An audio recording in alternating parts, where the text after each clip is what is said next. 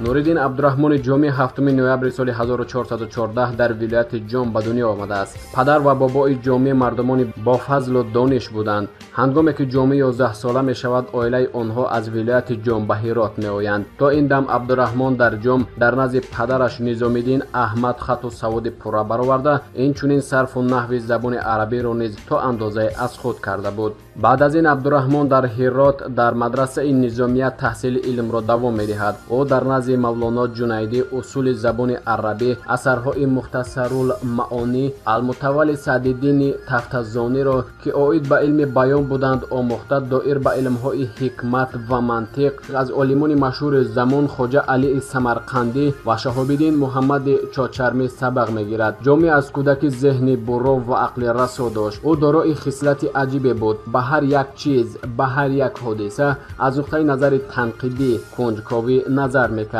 بیشتر به علمهای دقیق میل و رغبت داشت. جومی با یک بار خواندن ماهیت اساسی این معنی را درک میکرد. او مانند شاگردان دیگر در بحث و مناظره ها خودنمایی نمیکرد. برعکس در آن جایها آرام و با تمکین بود. سخنان جومی قطعی بودند و فکت و دلیل ها رد نشونده داشتند. از این رو او همیشه در بحث و مناظره ملابچگان غالب میبرآمد. قابلیت و استعداد عبدالرحمن جومی چنان بزرگ بود که حتی استادان از عهده درس دادن او برآمدن نمیتوانستند. جومی در سن 23 سالگیش به سمرقند میآید و چند مدت در نزد قاضی زاده رومی از علمهای حساب، ریاضیات و نجوم تعلیم میگیرد. او نه تنها در نزد استادش درس میخواند، بلکه به کارهای علمی قاضی زاده یاری میرساند. جومی در بزمهای ملابچه ها اشتراک نمیکرد، نفرت داشت. او بیشتر در بحث و مناظره های عالمان مشهور حاضر میشد و اگر لازم میدونست سخن میگفت. جومی سخن را دراز نمیکرد. سخنهایش موجز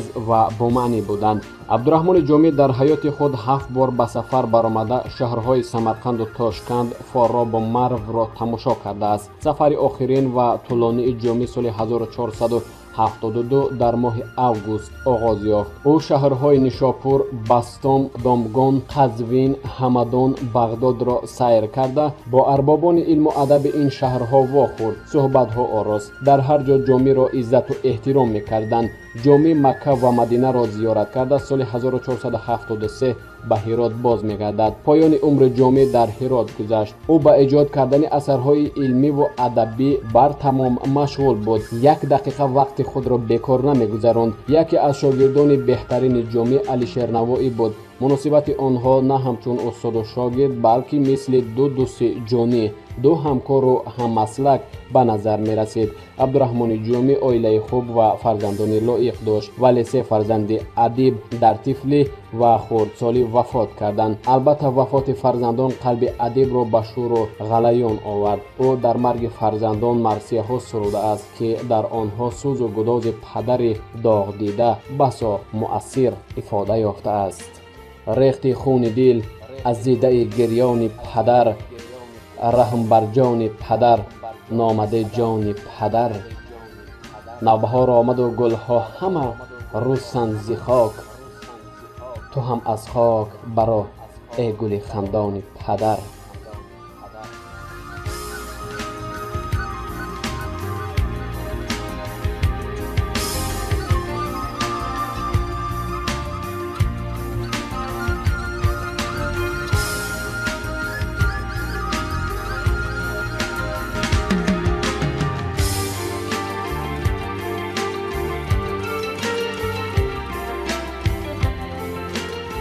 عبدالرحمن جومی فعالیت ادبی خود را از سرودن اشعار لیریکی، غزل، قصیده، رباعی، قطعه و غیره سر کرده است و تا آخر عمر آن را دوام داده است. در ایجادات شعر غزل موقع اساسی دارد.